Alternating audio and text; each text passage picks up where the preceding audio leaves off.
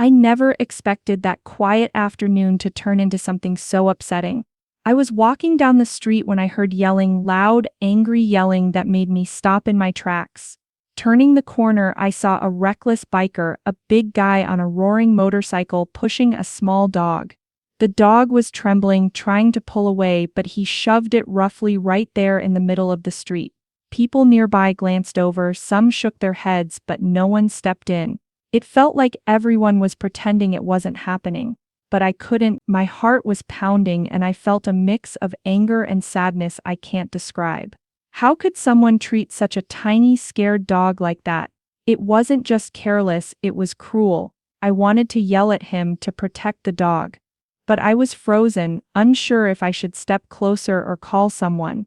The biker didn't seem to care about anyone's eyes on him. He kept pushing the dog, calling it names. I felt tears rising in my throat and I knew I had to do something.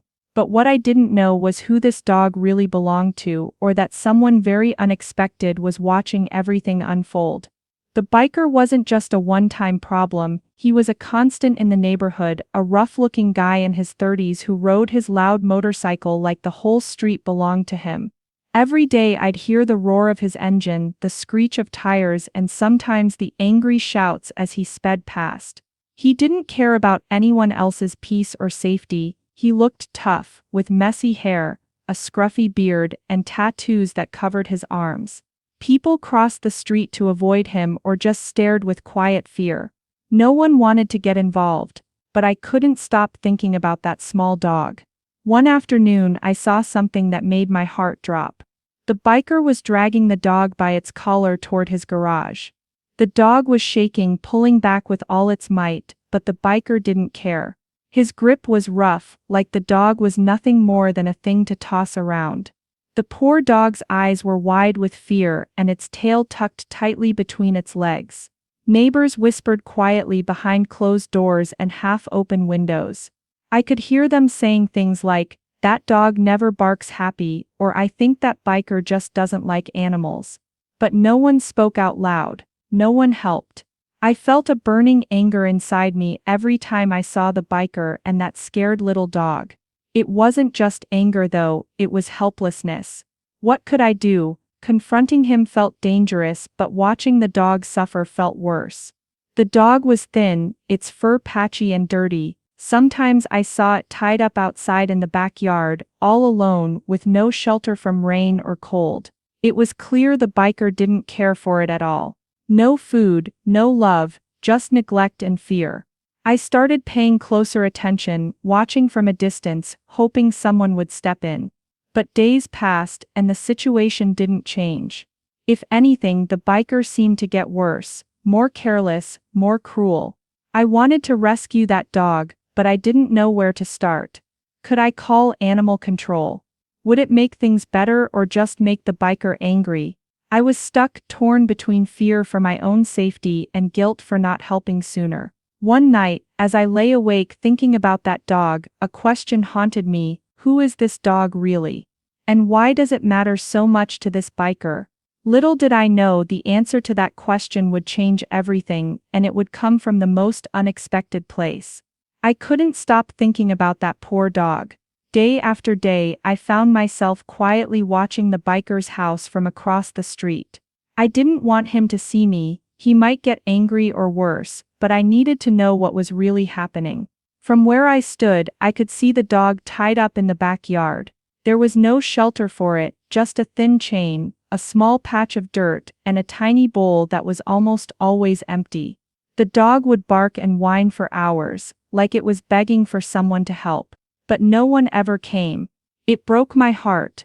How could anyone leave a living creature like that all alone, outside in the cold or rain? Some nights, I'd hear the dog's cries echo through the quiet neighborhood, and it felt like the whole world was ignoring it. One rainy evening, I couldn't stand it anymore.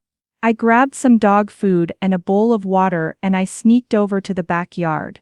My heart was pounding as I set the food down near the dog. The dog looked up at me with big scared eyes. It didn't bark or growl, it just wagged its tail weakly, like it was too tired to be afraid. I wanted to take it with me, I wanted to save it from that life.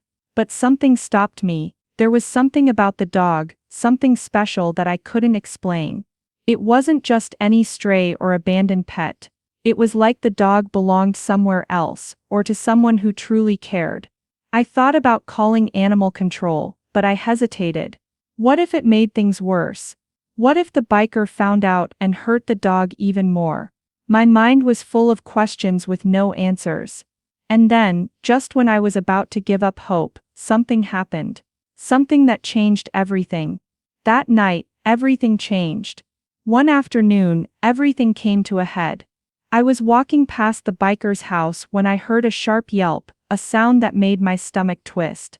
I looked up just in time to see him kick the dog. Not hard enough to break bones, but enough to make the poor animal yelp in pain and scramble away, terrified. That was the moment I couldn't stay silent anymore.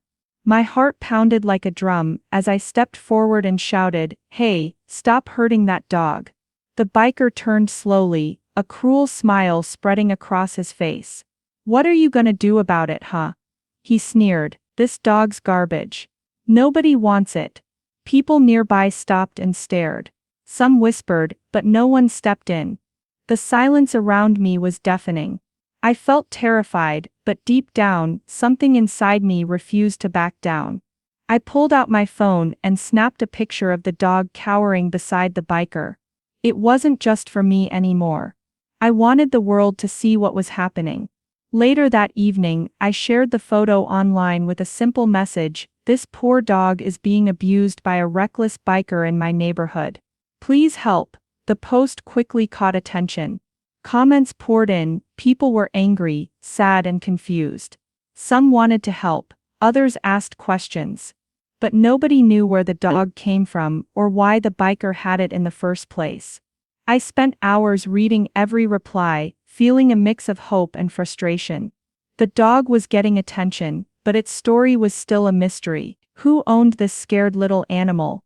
And why had it ended up with someone so cruel? I didn't know the answers yet.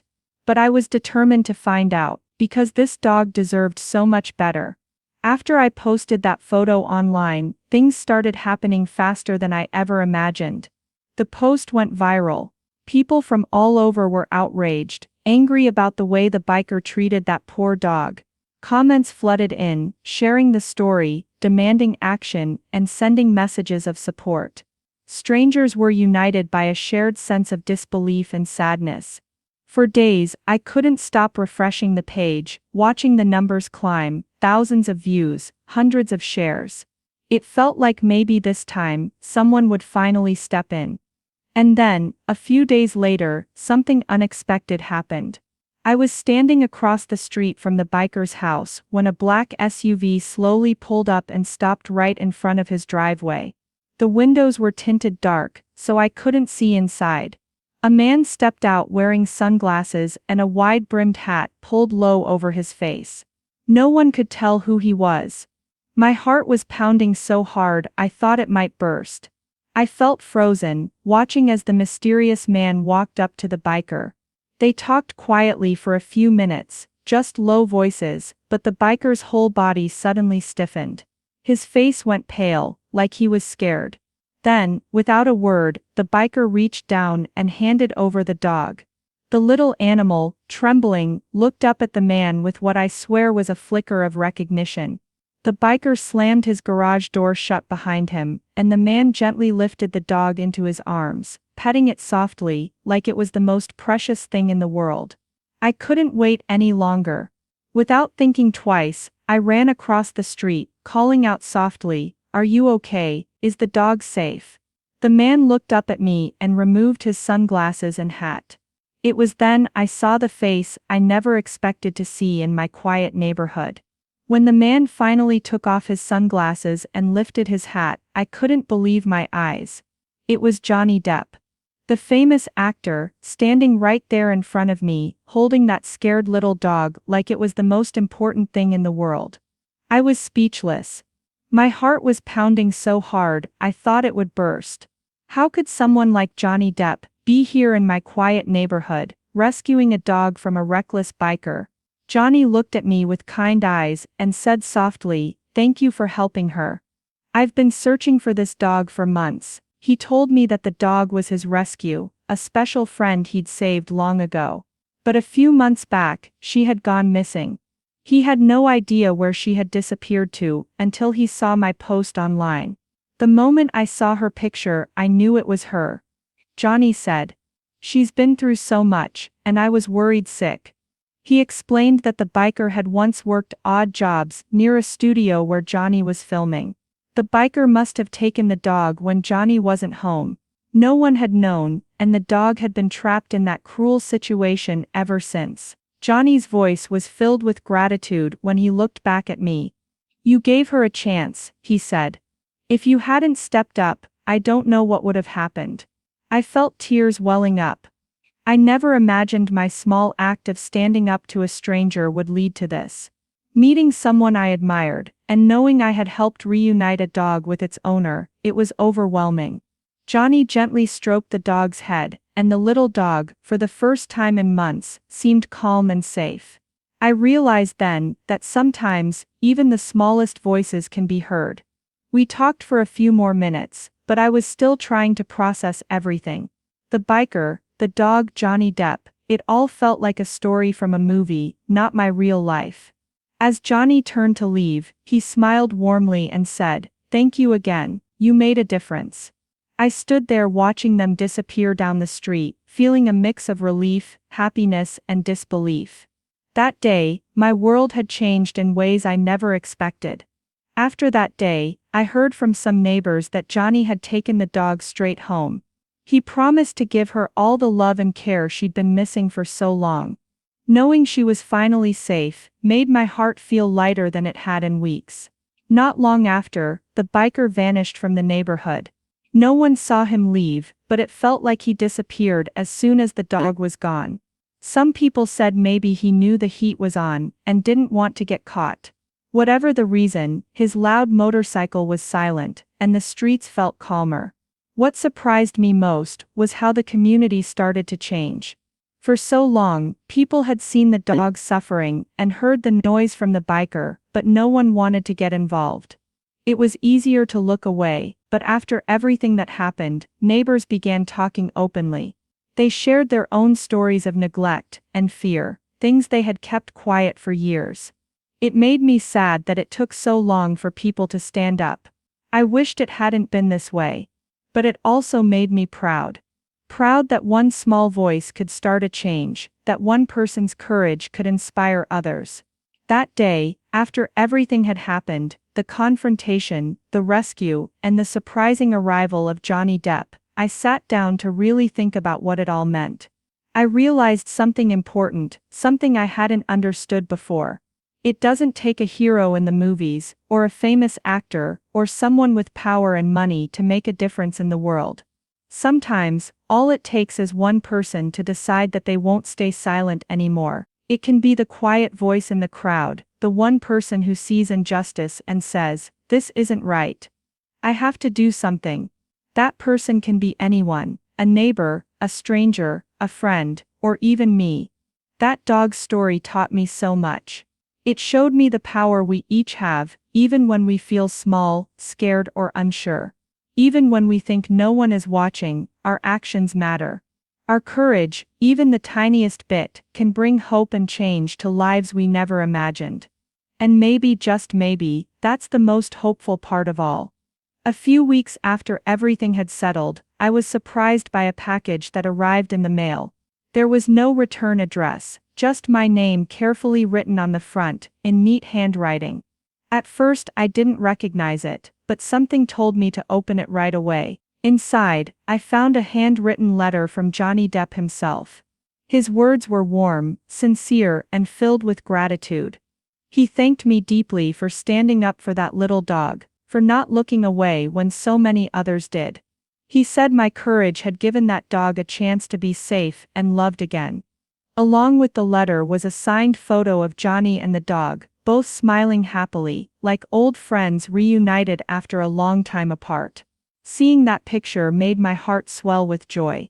The dog looked so peaceful, no longer scared or alone. But the most touching part was something I never expected, a custom dog collar. It was beautifully made, with the word hero carefully engraved on a small metal plate. It was meant for my own dog, a reminder from Johnny that sometimes the smallest acts of bravery can make the biggest difference. I sat there, holding that collar and the letter, tears streaming down my face. I couldn't believe it. I never thought that my simple choice to speak up would mean so much to someone I admired, and even more to a scared little dog whose life had been turned around because of it. That moment filled me with a deep sense of hope and purpose. It made me realize that doing the right thing doesn't just change one life. It brings light to more than just one soul. It touches hearts, inspires others, and creates ripples of kindness and courage that spread far beyond what we can see. There are times when standing up feels scary or too small to matter. When you think, who am I to make a difference? But I want you to know that your voice matters. Your actions matter. The world needs you to be brave in whatever way you can. Sometimes, the smallest spark is all it takes to start a fire. And that fire can warm, heal, and brighten lives far beyond your imagination.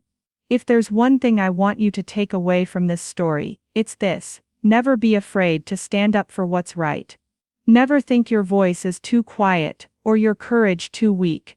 Because even in the darkest moments, one act of kindness, one moment of bravery, can change everything. So, if you ever see someone or something in need, don't look away. Because you never know who might be watching, or how much your kindness can change the world. Thank you for listening to this story. If it moved you, please like, comment, subscribe, and share it with others. Together we can be heroes for those who need us most.